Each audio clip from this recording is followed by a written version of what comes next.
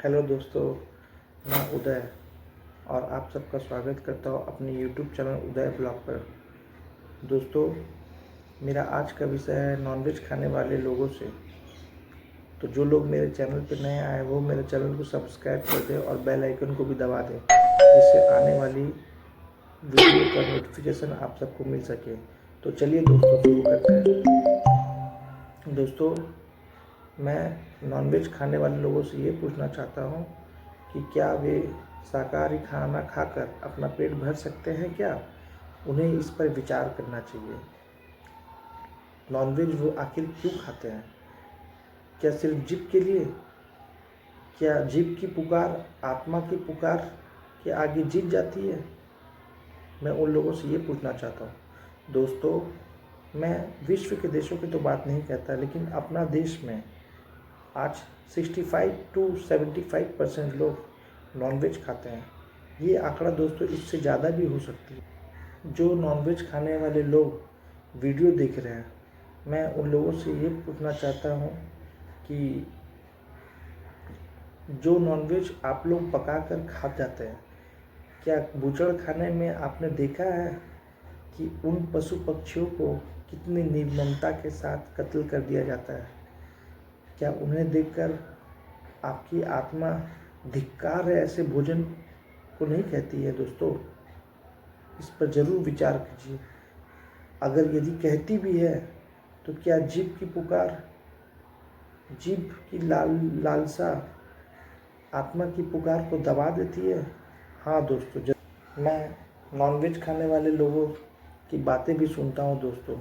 उन लोगों ने तो कभी कभी ऐसा भी उपहास में कहते हैं कि शेर कभी घास नहीं खाता और जो घास खाता है उसे शेर खा जाता है।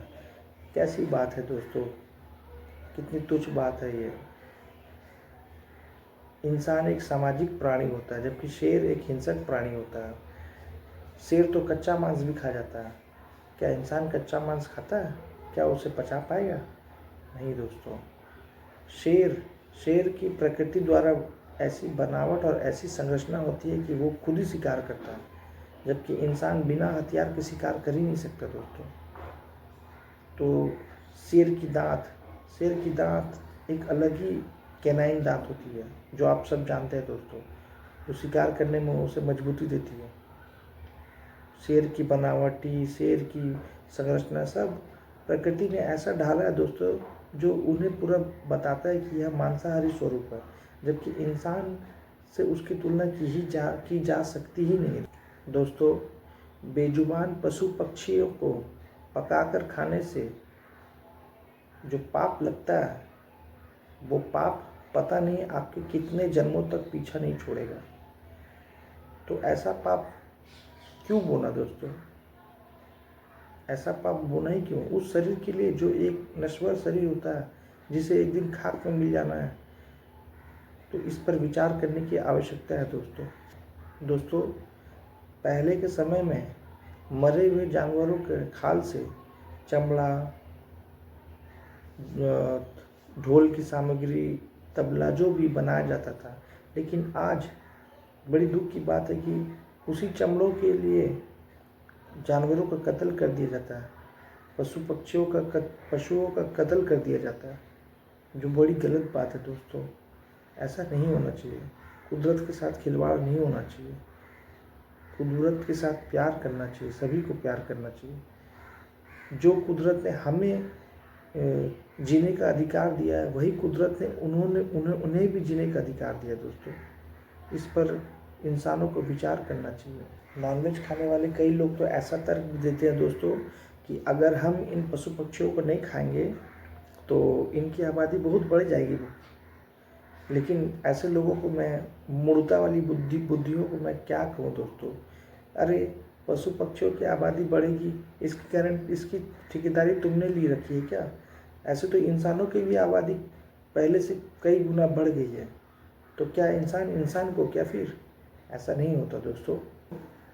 अगर किसी से पूछ ले कि मांस मछली क्यों खाता है, तो वो कहेगा जीने के लिए खाता हूँ। अगर मैं उससे ये पूछ लूँ कि वह जीता किस लिए, तो उसे उसका उद्देश्य या लक्ष्य नहीं पता होगा, क्योंकि वह स्वयं को जानता ही नहीं दोस्तों। अगर उसके शरीर का नाम, जो उसके शरीर का नाम है, उसे छोड़कर उससे पूछा जाए कि वह कौन है, तो वह खुद को नहीं जानता।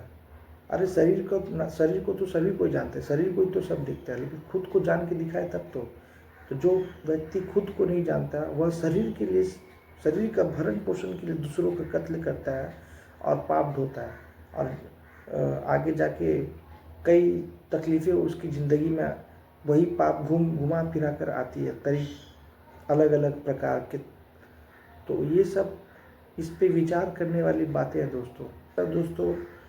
फूले हुए गुब्बारे का फटना तय होता है, उसी तरह एक जिंदा शरीर का मरना पहले से तय होता दोस्तों। तो जो पशु पक्षी जीवित है उनका भी मरना तय है, तो हम मारकर उन सब का पाप अपने सर क्यों ढोए दोस्तों, क्यों ढोए? जब उनका भी शरीर एक न एक दिन मरना है, तो हम लोग उसका पाप क्यों ढोए? सिर्फ जीव के लिए, न एक जीव अपना साथ देगी न शरीर साथ देगी, तो इसके लिए क्यों ढोए? दोस्तों, अपना कल्याण इसी में है कि शाकाहारी भोजन करना चाहिए। शाकाहारी भोजन, अगर कुछ लोग ये तर्क देंगे कि ऐसे भी देश होते हैं जिनका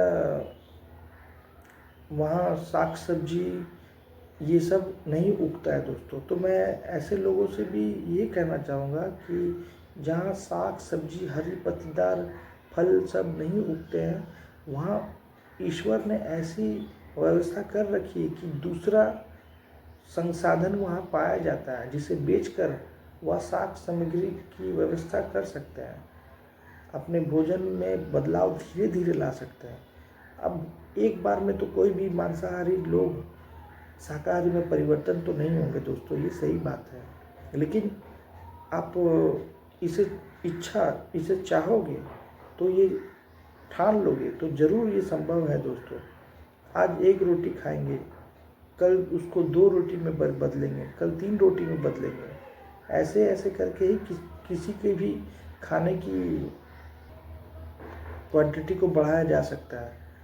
और कोई अगर मोटापा का शिकार है, अत्यधिक खाने का शिकार है, तो उसको लिमिटेड खाने में भी धीरे धीरे ही घटाया जा सकता है। कल 8 रोटी खाएं तो आज 7 रोटी में दिखते हैं, फिर परसों 6 रोटी में दिखते हैं, ऐसा करके ही घटाया जा सकता है। जो आदत हमें धीरे धीरे लगती है दोस्तों, वही आदत धीरे धीरे ही पॉजिटिविटी की ओर लेके जाना है। जो आदतें हमें नेगेटिविटी की ओर धीरे धीरे ले जाती है, वही आदतें हमें पॉजिटिविटी की और भी धीरे धीरे ले जानी चाहिए दोस्तों। मैं किसी से ये नहीं कहता कि एक बार छोड़ो, हाँ, लेकिन अपने जीवन यापन के लिए मांसाहारी का भक्षण करना अच्छा नहीं है दोस्तों। वह वैज्ञानिक तौर पे भी अच्छा नहीं है, और प्राकृतिक के तौर पे भी अच्छा नहीं है, और आपका स्वयं का आध्यात्मिक तौर पे भी अच्छा नहीं है। स्वयं का कल्याण नहीं है दोस्तों, उससे पाप लगता है। ये सब आप स्वयं ही बोलिए ना दोस्तों। आज आप एक चींटी को भी मार देंगे या कोई जानवर को ही मार देंगे, तो आप खुद ही मानते हैं कि आपसे गुनाह हुआ, तो आप कहीं ना कहीं मानते हैं कि गुनाह हुआ, तो इसका आपको सज़ा लग सकता है। वो कब लगेगा पता नहीं, 1 घंटा बाद लगेगा, 1 दिन बाद लगेगा, 1 वर्ष बाद लगेगा, 10 वर्ष बाद लगेगा, 1 जन्म बाद लगेगा, 10 जन्म बाद लगेगा, पता नहीं, लेकिन हाँ, आपको लगता है कि इसका पाप लगेगा। तो दोस्तों, जो ऐसा पाप जो कभी जन्मों जन्मों तक पीछा ना छोड़े, वो करना ही क्यों? अपना हित इसी में है दोस्तों कि जो रूखा सूखा खा कर भी आदमी जिंदा रह सकता है, उसे वैसा खा लेना चाहिए दोस्तों। अच्छा खाना खाइए, मना नहीं है, और भी अच्छा व्यंजन कई तरह के होते हैं, उसे आप खाइए ना, लेकिन वैसा ब्लडलेस भोजन ही कोशिश कीजिए खाने का दोस्तों। किसी का अपने भोजन पे रक्त सना हो और वो खाना आप खाएं, तो वो आपके बॉडी को भी सूटेबल नहीं है दोस्तों, और प्रकृति को भी सूटेबल नहीं है, और आपका तो इसमें अमंगल होना ही होना है दोस्तों।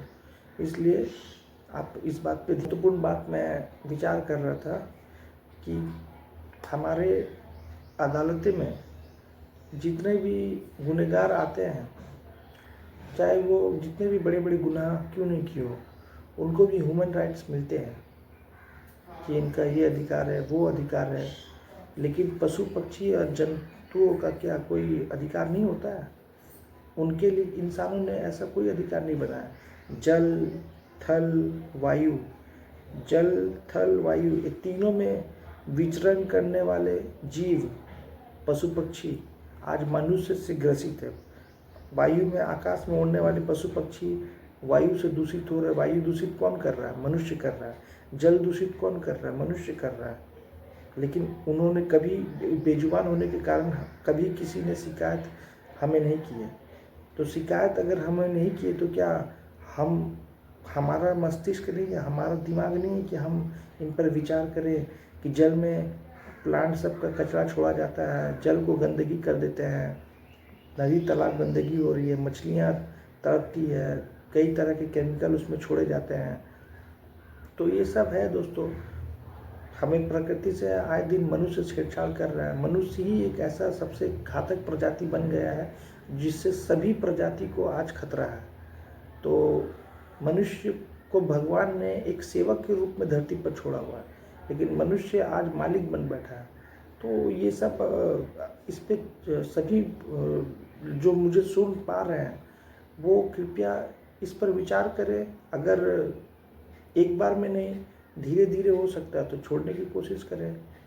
ब्लडलेस भोजन, ब्लडलेस त्यौहार, ये सब अपने जीवन में जो जितना इसे अपनाएगा उसके जीवन में उतनी सुख, शांति और समृद्धि आएगी दोस्तों। आप एक बार उसे अपना के तो देखिए, आपके जीवन में कितनी शांति आती है, आपको ये खुद ही महसूस होगा। जिस दिन आप एक अपने ऐसा एक पर्व या त्यौहार मनाते हैं जिसमें आप किसी निर्दोष बेजुबान पशु पक्षियों को बिना मारे आप साधारण खाना खाते हैं, तो जो अंदर से खुशी आपको मिलेगी दोस्तों, वो मैं यहाँ यूट्यूब में वीडियो में बता नहीं सकता। वो आपको स्वयं से अनुभूति होगी दोस्तों। इसीलिए पशु पक्षियों से प्रेम करें दोस्तों, जो मनुष्य को यहाँ धरती में मिली हुई है, और अपना कर्तव्य को पूरा करें। जहाँ जो गर्मी है तो वहाँ पानी पिला दें, और जहाँ जिससे जैसा बन पड़े वैसा सेवा कर दे दोस्तों। मैं ज़्यादा तो कुछ नहीं कहूँगा, बस मेरा आप सभी दोस्तों से यही प्रार्थना है कि आप सब मंगल रहें।